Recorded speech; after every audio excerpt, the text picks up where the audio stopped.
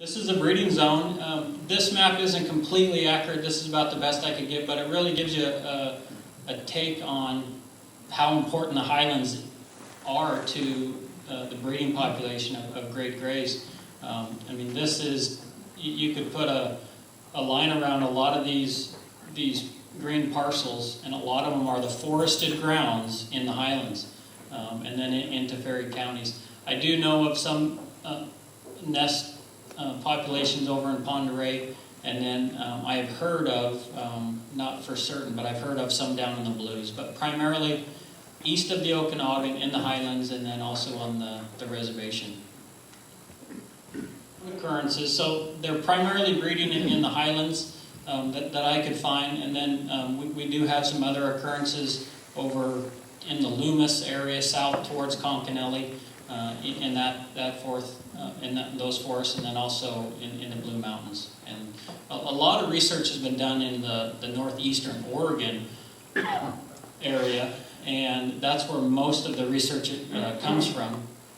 And but again, here's home for us, and again, year-round. Great picture here that Tom was kind enough to let me have. This, I kept trying to find one of the best pictures for identification for people. You know, the mount really shows you what people always come to me and say, "Oh, I saw a great gray." First thing I ask is, "Well, what color was its eyes?" They were, I don't know. I didn't look at its eyes. It was just a big owl. So, if you ever think you saw a great gray, one of the telltale signs are the eyes. They're just beautiful yellow. And I'll show you some pictures of some other owls later, and you'll see a real contrast difference. Like a barred owl is just beet black, but great grays are beautiful yellow, and they look right into your eyes. The beak, look at the contrast between the eyes and the beak. They're almost as yellow, if not more yellow than the eyes.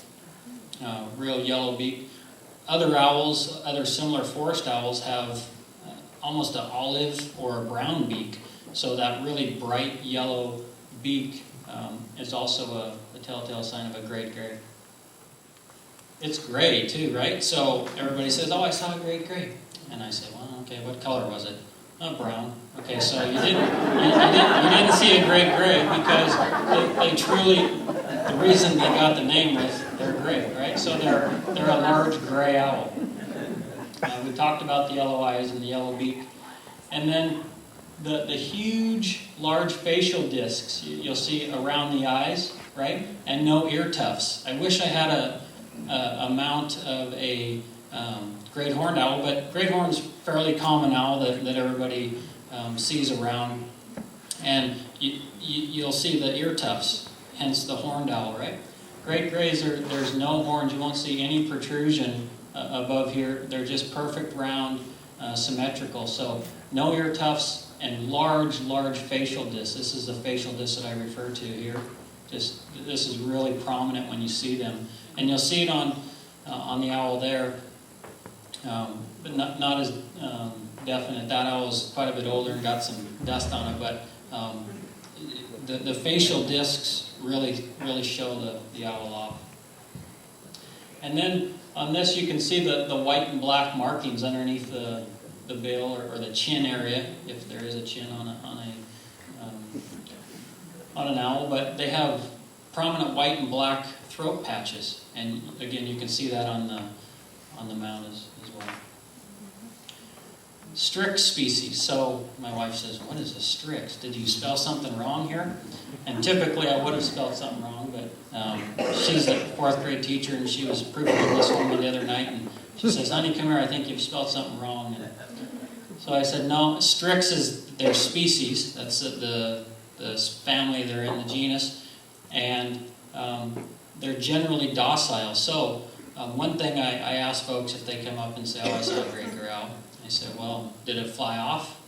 And if they say yes, okay, I'm kind of on the fence, and so I start asking more questions. But if they say no, it just stood there, and I walked right up to it, and I kind of had a picnic lunch underneath it and took 50 pictures, and then I got bored and walked off. And I said, "Well, you probably saw a great gray owl if they described everything else."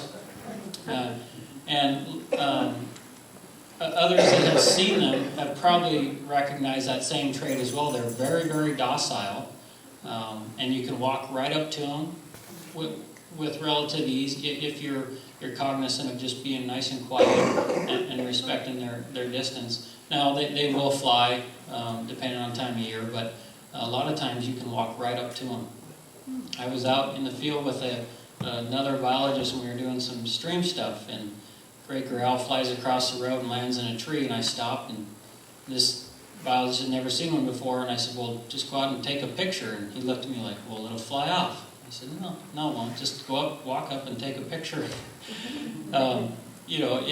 There's certain traits about certain species, and if you know them, you can get really close. And anyways, he got out of the vehicle and walked literally right underneath the tree and took a picture. So my point of that is, if you do see one and you've got a camera or you just want to get a mental picture close up, is just take your time, walk up, and they're generally fairly docile.